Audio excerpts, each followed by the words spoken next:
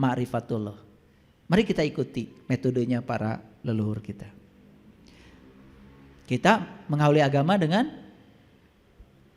syariat dulu. Padahal kata Nabi, awalnya agama adalah ma'rifat. Ma'rifat itu bukan tingkatan tertinggi, awalnya agama. Justru puncaknya agama itu syariat. Tanpa keterpaksaan. Jadi puncaknya agama adalah syariat. Nah, oleh karena itu di dalam Quran dikatakan yang dapat nikmat itu kan cuma 4. Para nabi, para siddiqin, para syuhada, para solihin. Jadi kalau begitu iman ada rasanya? Ada harusnya. Islam ada rasanya? Ada. Nah, kita sering mengatakan nikmat iman, nikmat Islam. Nah, nikmat iman, nikmat Islam itu adalah nikmat terbesar yang Allah berikan pada kita. Dan nikmat yang paling besar adalah menyatu, melebur, merasakan kehadirannya di setiap ruang dan waktu bersama Dia. Kalau sudah sampai di titik itu, kesadaran kita sudah di situ, subhanallah. Saya berani mengatakan hidup itu luar biasa, penuh berkah. Makanya siapa yang sudah menemukan keindahan di dalam, apapun yang di luar menjadi indah.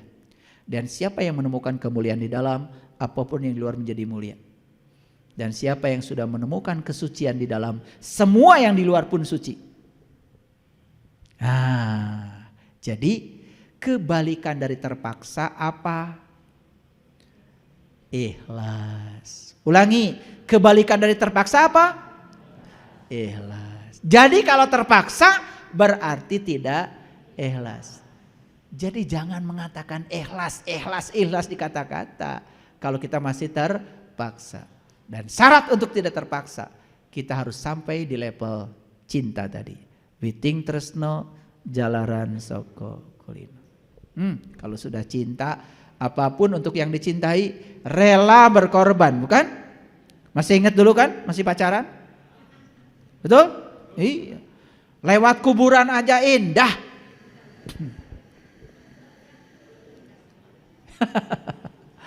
Itulah karena cinta itu membuat semuanya jadi indah. Kita ini sekarang ketiadaan cinta, jadi semuanya menjadi tidak indah, terpaksa jadinya. Itu yang membuat kesadaran kita tidak berubah. Yuk kita baca ayat ini. Wa ma umiru illa liya'budullah mukhlisina lahuddin. Hunafa'u wa yuqimus shalah wa yutuz zakah zalika dinul qayyim. Padahal mereka tidak disuruh kecuali menyembah Allah dengan ikhlas dalam beragama. Nah, mukhlisina lahuddin. Ini jelas ya. Jelas sekali. Ayo baca. Padahal mereka tidak disuruh kecuali supaya menyembah Allah dengan ikhlas dalam beragama. Wa ma umiru illa liya'budullah mukhlisina lahuddin.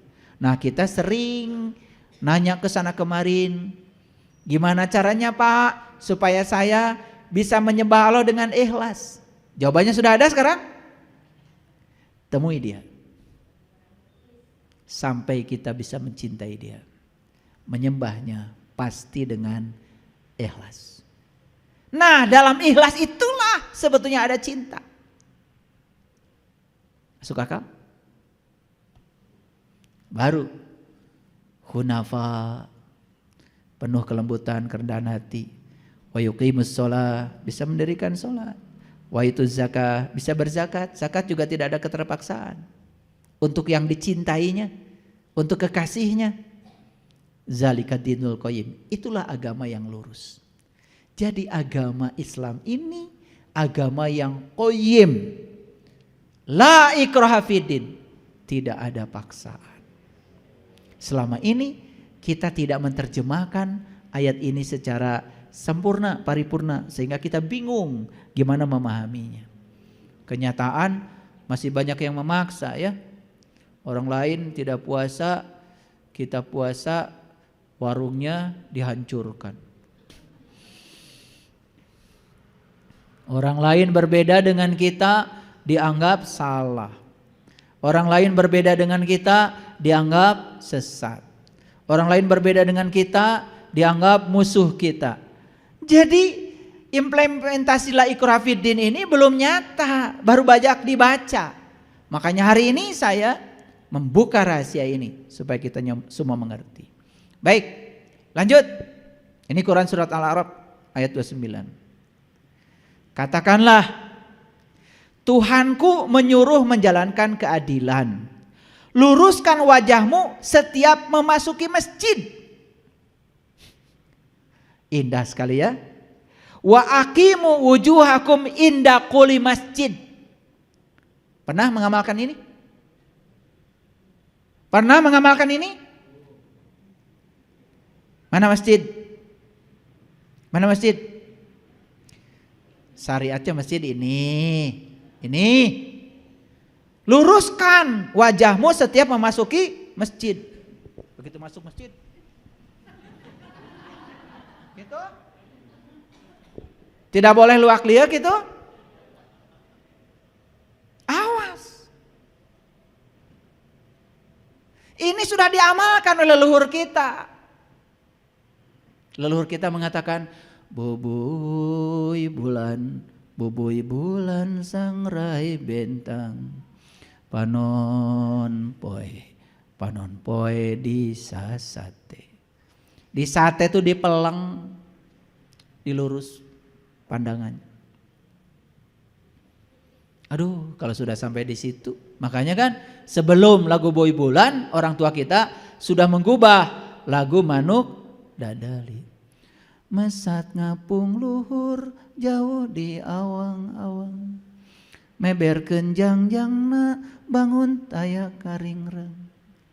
Beberkeun heula jangjangna, mesat ngapung luhur pasti bakal panggih jeung sangrai bentang, boboi bulan panon poe di sasate, brai weh caang. Gitu. Nah, di sini ada perintah, luruskan wajahmu setiap memasuki masjid. Awas, begitu asup masjid karena perintahnya. Begitu? No. Wajah mana? Bukan wajah yang ini. Wajah batinmu. Mana masjid? Masjid itu Baitullah. Allah mengatakan langit dan bumi tidak akan cukup menampung zatku, tapi kolbunya orang yang beriman itulah rumahku. Jadi begitu kita masuk Baitullah yang sebenarnya, maka kita akan berhadapan dengan wajahnya. Saat itu kita tidak bisa berpaling dari wajahnya.